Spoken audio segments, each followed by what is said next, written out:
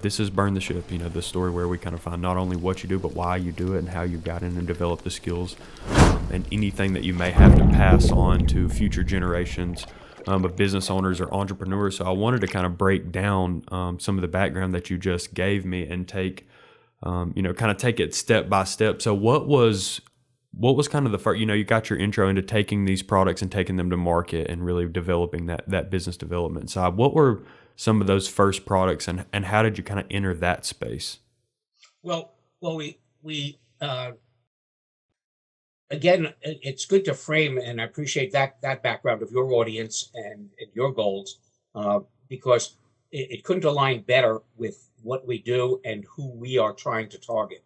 Um, we we ultimately create business opportunities for people. We want this to be somebody, it could be somebody who's just out of high school or college, for the price of a car, can buy a vertical printing machine and begin a local wall printing business in their territory. We offer exclusive rights to areas by population, zip code, county lines. So we create a business opportunity for somebody who wants to start up a business, or they have, as I mentioned earlier, an existing business, like a home remodeler, construction contractor, a photographer, a painter, a muralist, who just wants a different way to put their art on walls or to provide people with art on their walls. And we don't care whether it's commercial, residential, or on a building, but ultimately it's a business opportunity for people to do this. Let me also clarify, Bailey, we are not a franchise. We don't take royalties from our customers.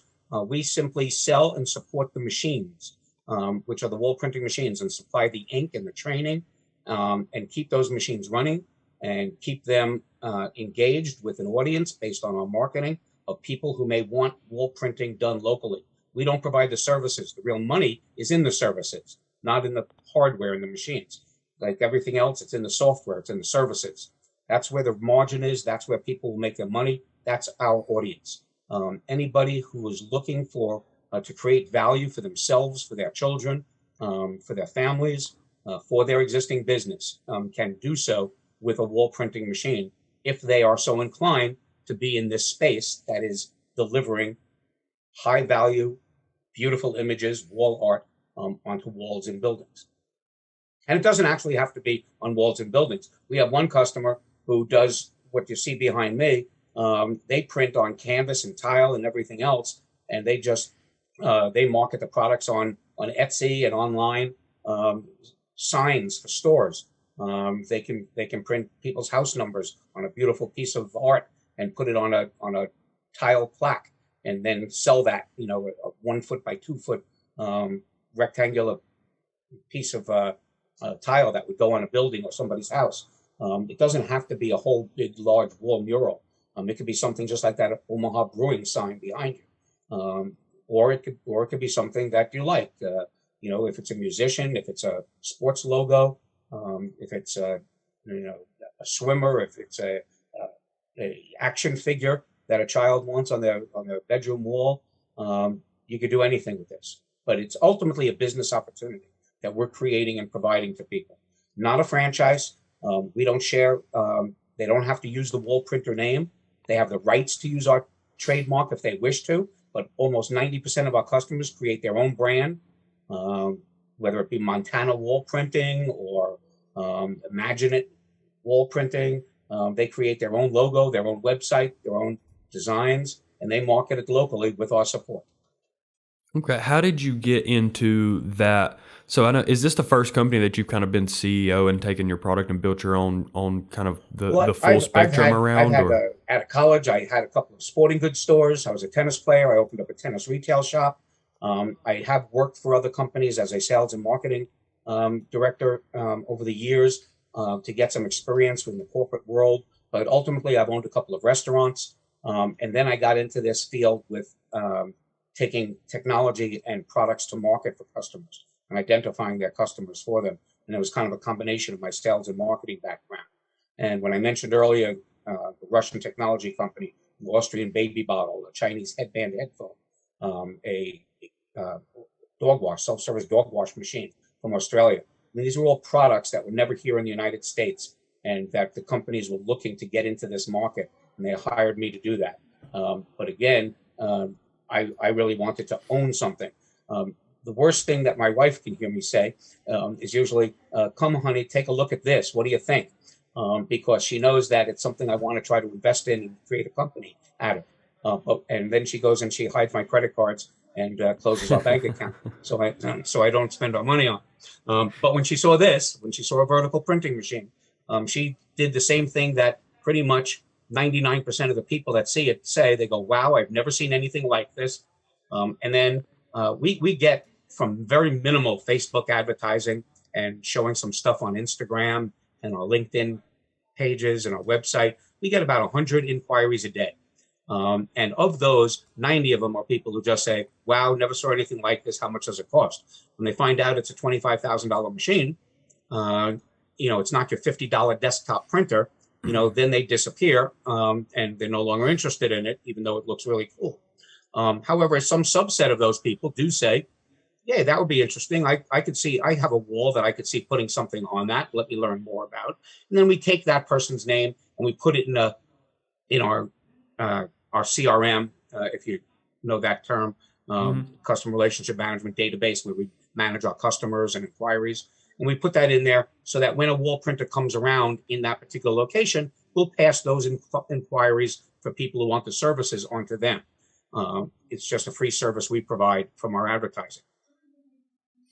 And then out of those 100 inquiries, after the first 90 that say, "Oh, it's $25,000, forget about it," 10 of those people will say, "Yeah, this looks like an interesting business opportunity," and then they want to learn more.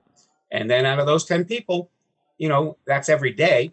Out of 100 of those types of people, we'll usually find one that's really serious and wants to step up and make an investment and come travel to Wilmington and to talk with us and meet us and see the machines in action. And we'll purchase a territory, which we license, again, based on population and zip code. That's how this all came about. I don't mind taking a risk on something. If I see something, I'm a consumer. Sure.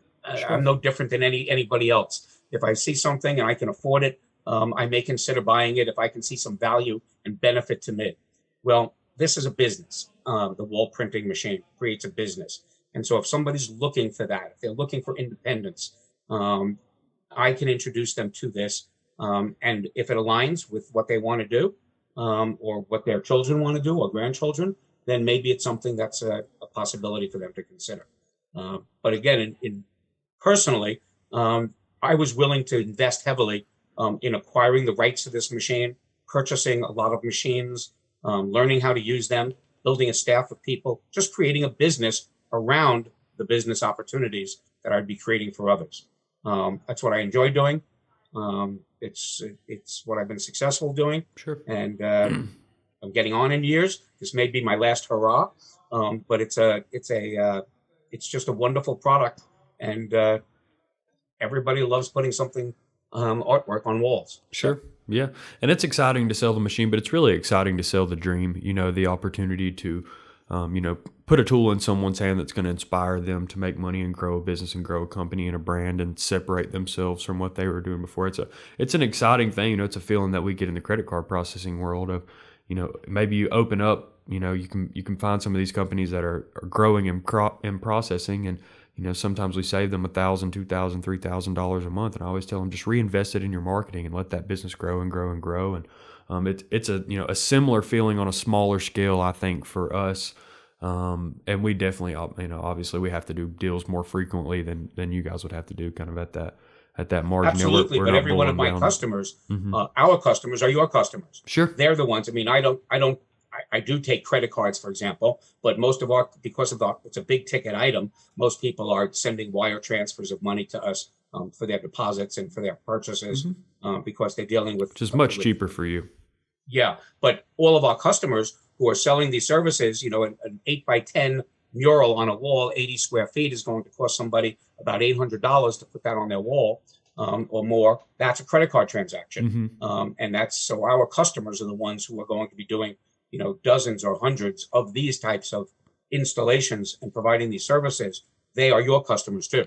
What are the running costs once you buy the machine? So it's $25,000 and roughly $25,000 in hardware cost.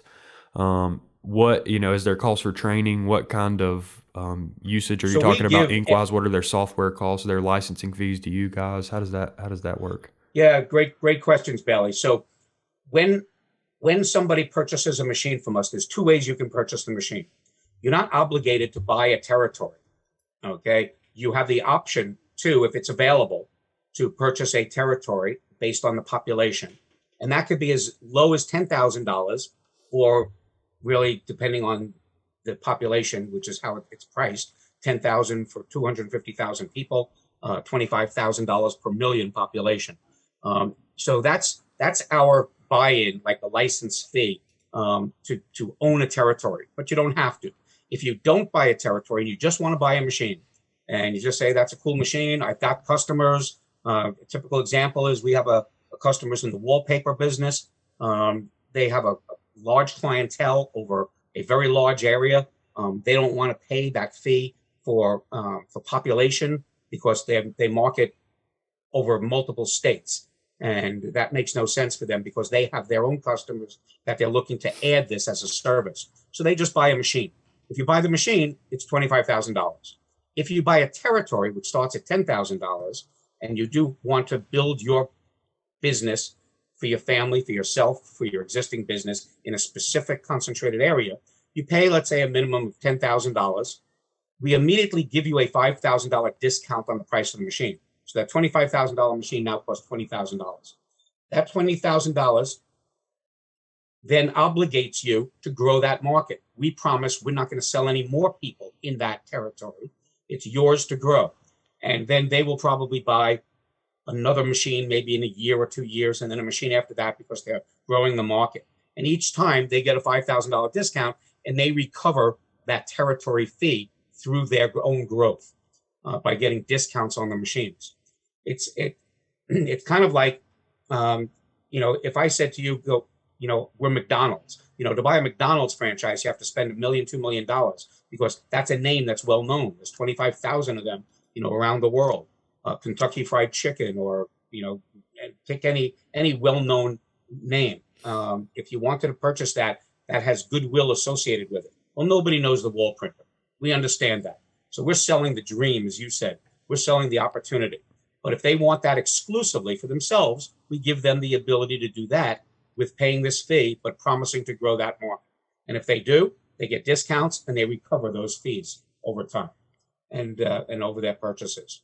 So that's the business model. What they get when they buy one of our machines is a crate that when they open it up after their training, which can be here or it can be done by Zoom remotely, just like this, and we can log into the machines for repair and support or upgrades that the software may need that runs these machines. So we do have the ability to remotely support and service these machines, as well as doing training on Zoom calls like this or in our own warehouse. And that's all included in the price of the machine. And when they open it, they get everything they need, from the inks to the to paper to practice printing on before they go out and start printing on people's walls. They have all the supplies, some parts that may require maintenance over a period of time. Everything is included, absolutely everything. And there's no additional fees at all. The only additional payments that somebody would make is if they break a part or a part fails and it's not covered under warranty. We do have a 1-year warranty with all of our machines for replacement of any manufactured defective part. The only additional expense is ink, and that's a good expense to have.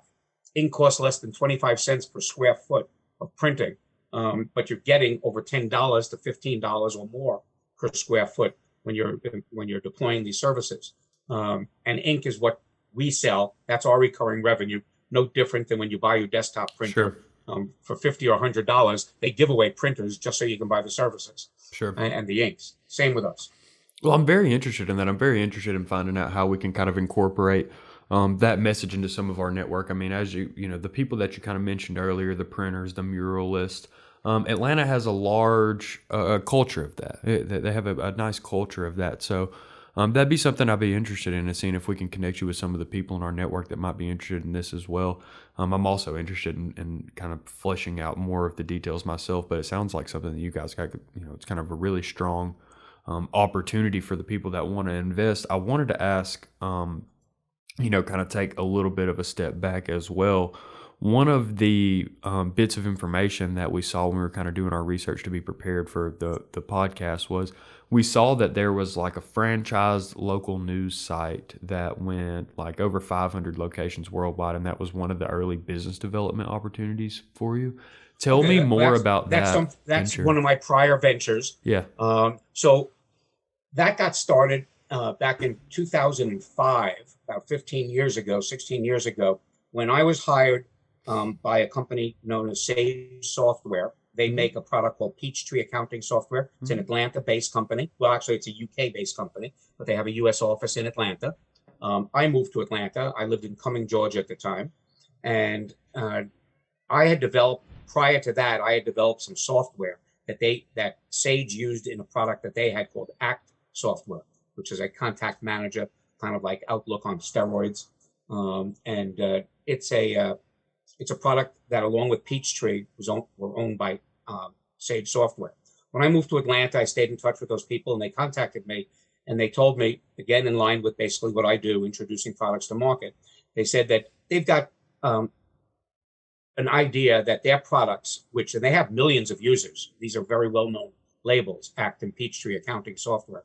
They have millions of users out there, but most of them are going out and they're buying them one at a time, buying them at Office Depot or Staples or online, and for their accounting or customer management purposes. And they were trying to figure out, how do we sell this to franchises? How do we sell it to multi-location places that have thousands of agents, real estate agents, insurance agents, stockbrokers, people who are on the phone who have to manage their customers?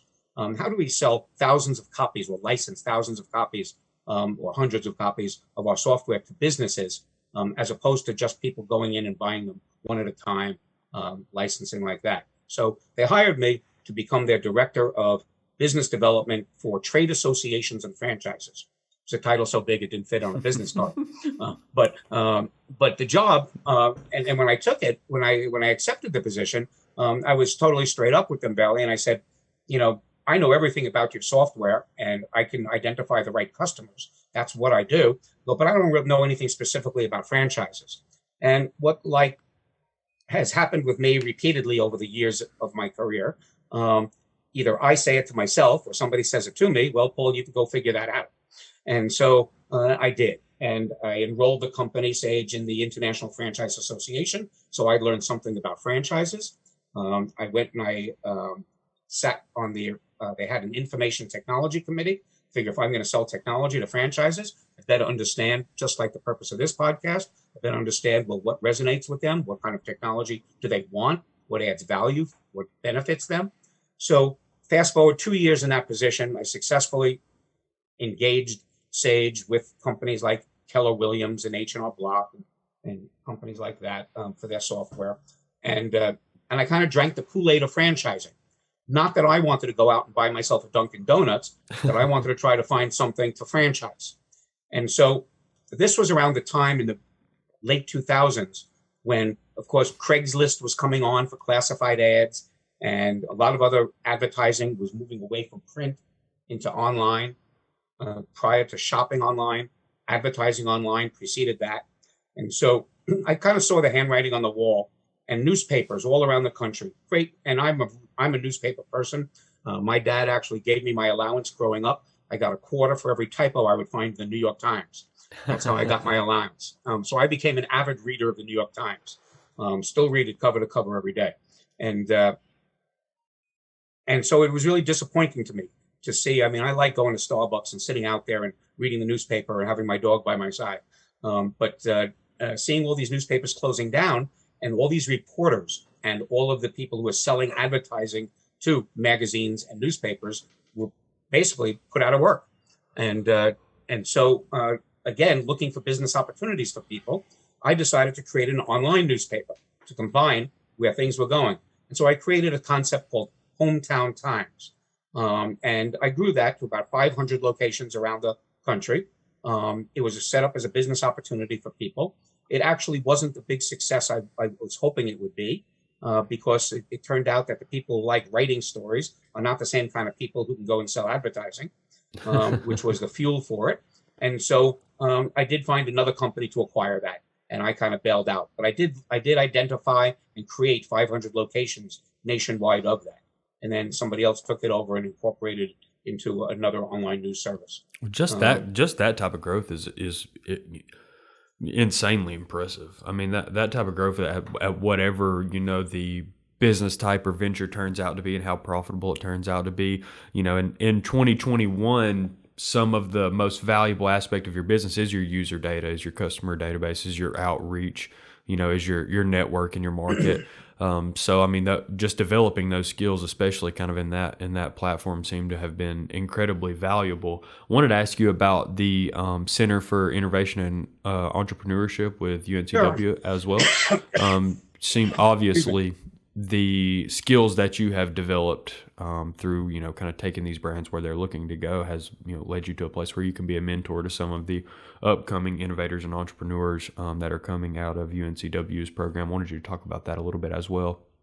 Sure. So, yeah, thank you for mentioning that. So, I'm very proud of the fact that um, the experience that I've acquired over the years could possibly have some benefit to other people, and uh, and so and as you can see from this interchange that we're having in the dialogue we're having, I don't mind talking.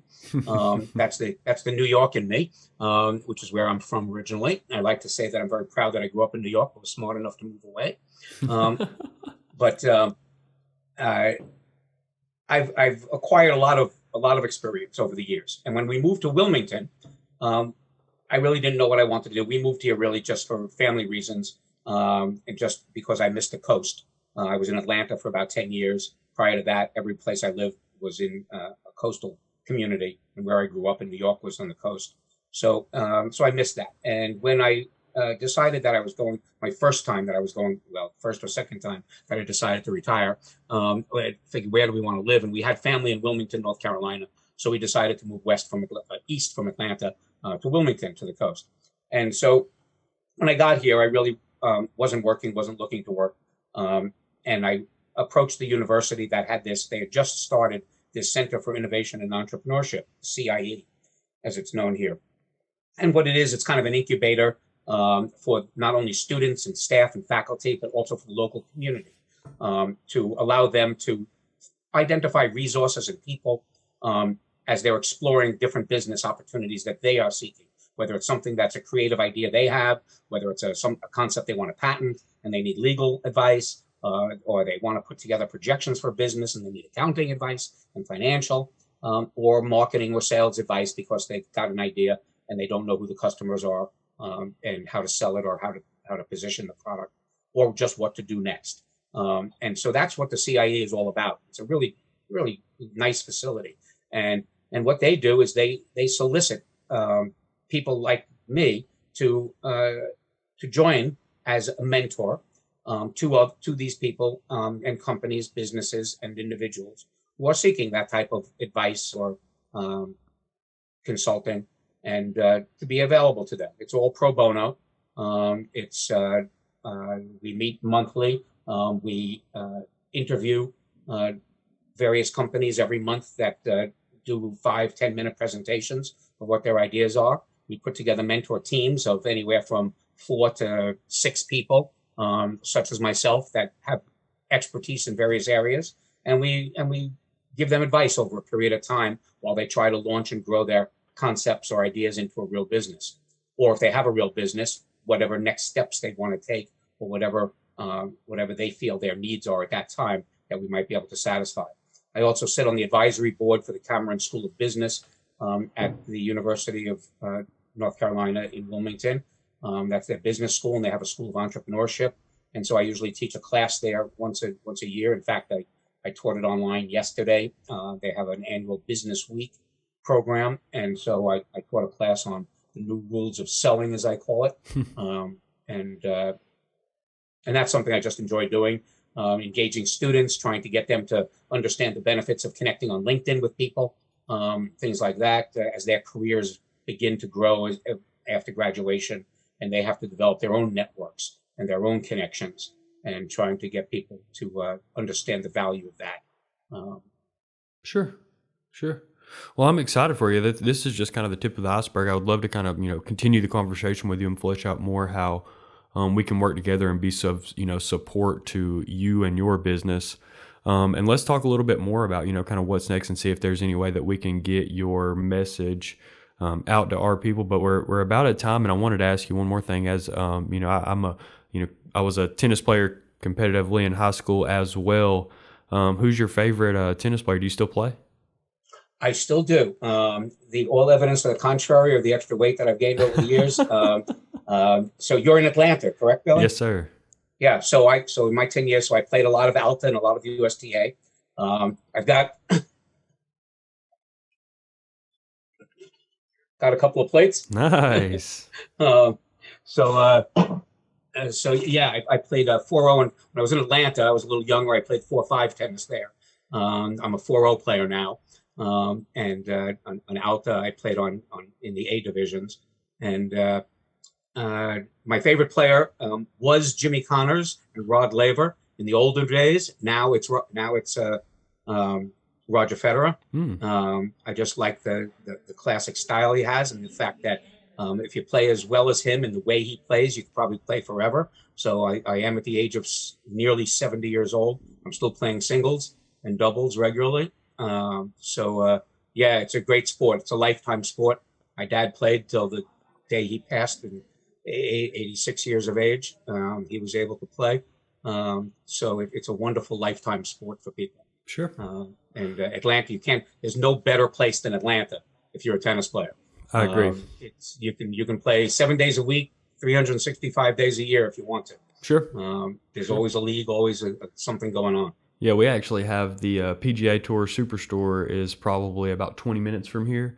They have indoor tennis courts there. We still go up there and play. It rains outside and we go there and play the wall. But yeah, I'm excited. I want to come up there and meet you guys and see kind of what the operation is. I want to see one of those machines and outline what that commitment. Have you actually like seen the machine work? I've seen some videos. I definitely watched some videos, which we'll probably we'll probably link some of those in the description here as well. Just okay. To kind of, if you need any resources like that, you can certainly ask me around. Yeah, sure. Send it over. Anything you have marketing wise or video wise that we can attach to kind of add some clarity to what the product is. We'll put some videos and some images there just to help, but we would like some links definitely to anything that you have where people can go check it out. Sure, I can follow this up with that for sure. Cool. And yeah, I'd love to continue the dialogue. I welcome a visit if you want to travel over. I think in fact, we just sold territory up in Alpharetta. Good territory. To a business. Print the Wall is the name of his company. He's in Alpharetta, and maybe we have him on the podcast as well.